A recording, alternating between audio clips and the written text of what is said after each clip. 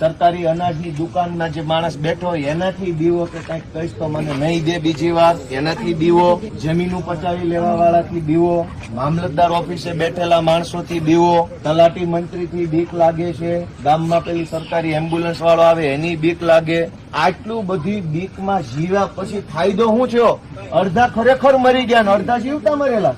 તો બીકનો ફાયદો શું થયો?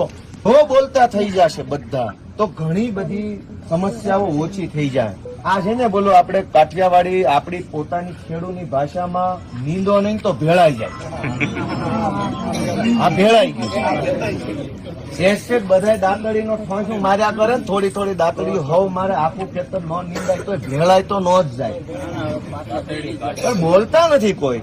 પોલીસ આવે તો બધા ટગર ટગર જોયા કરે, જે કે સાંભળી લે. તલાટી આવીને ખખડાવે તો જે કે સાંભળી લે. માથા ભારે માણસો તમને ખકડાવે, જમીનું પડાવી લે, બહેનો દીકરીઓને હેરાન કરે, ટકોરીઓ હોય આપણા ઘરમાં આવીને જેમ ફાવે વર્તન કરી જાય, બધા સાંભળી લે છે.